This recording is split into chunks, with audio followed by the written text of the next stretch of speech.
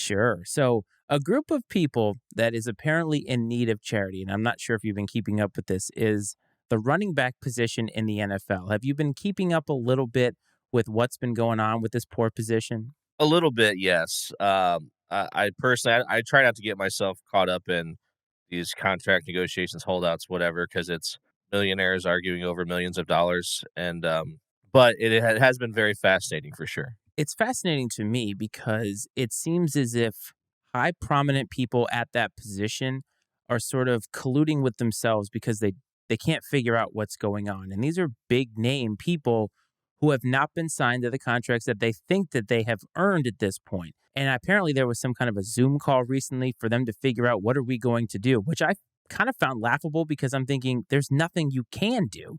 But I want to ask you something. And this position has become more and more devalued over time. 30 years ago, Emmitt Smith was the most valuable player in the league because that was the league at that point. Troy Aikman famously has less career touchdown passes than Ryan Fitzpatrick.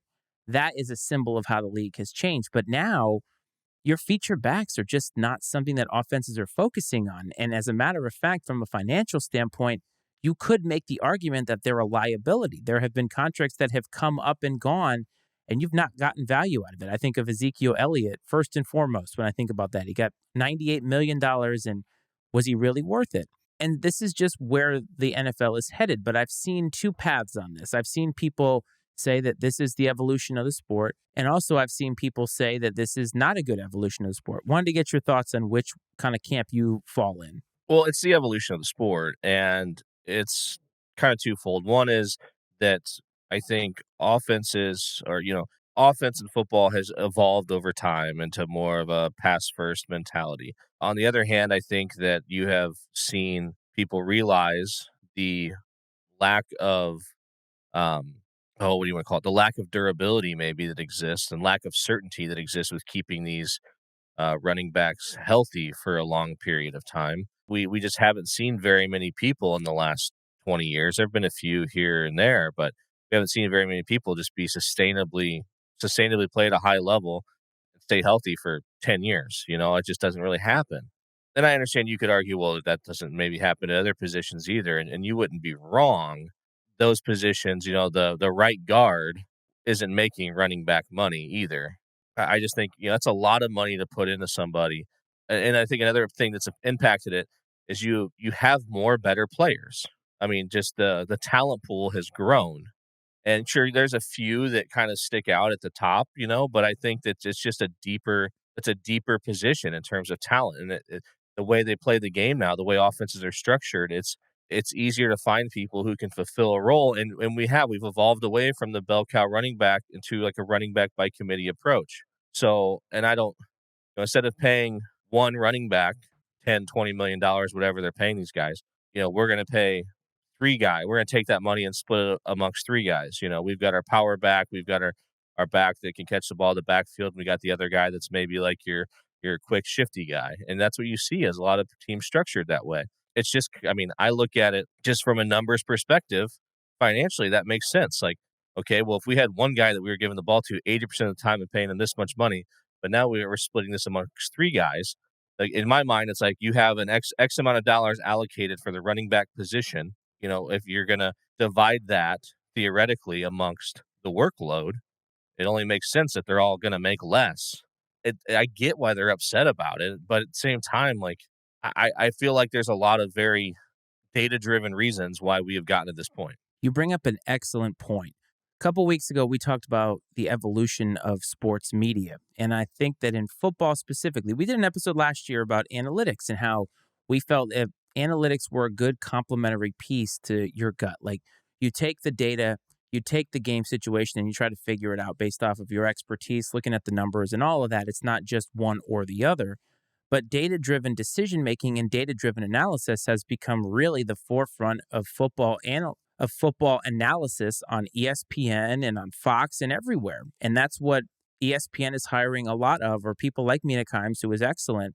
And she's looking at a lot of different factors, and she has great analysis. And I think what has happened is that analysis has bled into the front offices of these teams, and they're looking at it from a business perspective. And you brought it up earlier.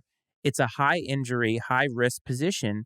And that's because it probably is the most susceptible because it's the most used position. If you think about how much of a grind it is to be a running back, it's not easy. And what teams have done is try to front load that by getting as many carries as possible out of a guy. And this is what 10 years ago. Look at Todd Gurley, ran him into the ground, got a degenerative knee injury. They gave him the big contract, but he never really was useful after that. And I think what teams are doing and looking at is okay, what's happening is these running backs are coming up after their usefulness. And I'm not saying that guys are not useful after a certain point, but at the kind of money that we're talking about or the kind of money that they're looking for from a business perspective with a salary cap and a 53-man roster, there's no way that you're going to pay a guy after he's had all this damage. And that's talking about high school, talking about college, and years at the professional level. By that point, how many more years could they have left? And you're right, there's nothing that they can really do for themselves outside of continuing to perform and let the market figure out what they're worth. And I don't think that it's a moral obligation for teams to pay them because of how much they use them. If you're a running back, you sign up for this. This is what football is all about. This is not ballet. And I just find it all very interesting about how we're supposed to feel bad for these folks when it's not as if they haven't been paid already. There's a lot of parallels between this and just the evolution of technology in general. Like these football franchises have found a way to be more efficient, right? They found a way to be more efficient, get the most out of the running back position for the least amount of money, right? And that's their job as a business, and that's how they're going to function. Again, totally understand them being pissed about it. Totally understand them trying to fight for it. I just don't think that there's anything that they can do about it. And what are they going to do? Not play? I guarantee you, there's plenty of guys that would take the lesser money and still play. So unless they're going to get every running back to hold out, you know what I mean? Like it's just not going to happen. If I were them, man, like I'd be pissed at the quarterbacks, right? They're the ones taking all the money, man. Like, and that's, and I said this a while back. I see the quarterback, like we're a ways away, but I feel like the quarterback position is going to evolve similarly to how the running back position has. I think that we've seen too many backups in the last few years plug in and be really successful. I think we're getting to a point. Yeah, you have the special ones. You have the Patrick Mahomes of the world, those guys that are very elite and unique. But I think that some of these offenses, again, are becoming structured to the point where it's sort of becoming plug and play, right? It's more about the system than it is the athlete. I think it's going to take some time to really see if there's any truth to what I'm saying, but I could see it evolving in a similar way over time. Is that a pick of the week? You're going to wait and see for about a decade or so before you see if quarterbacks are becoming the new running backs. But quarterbacks, though, you do bring up a fascinating point. I don't know if I agree with you on quarterbacks skill set wise becoming sort of a dime a dozen the way that running backs are. But I think financially, when you see these contracts going up and up and up, I wonder when the financial system is going to break and they're not going to be able to afford signing these guys because at some point, I think that you are going to be hamstrung by a contract that is so large. And if we're already doing that for running backs, and running backs aren't making nearly what quarterbacks are making, but I think it's that me first mentality of a lot of players. And I'm not telling them that they shouldn't do that. Right? You need to go out and get your money. Football is a violent sport. You need to go out and secure that generational wealth however you can. I'm not blaming them for it at all. But I think that teams are going to look at this financially and they're not going to be able to hold serve on this. So running backs, we already feel like we're overpaying them. The amount of money that we have given them for not a whole lot of production. Like, if you look at Zeke Elliott, would you say that the Cowboys got their money's worth out of that contract after they signed him to that big extension? No, no. No. Todd Gurley didn't even play in a Super Bowl after they had signed him to a big contract. Done. Remember DeMarco Murray? The Cowboys ran him into the ground. He went to Philadelphia, wasn't the same guy. We could sit here and list countless running backs that have had this happen to them.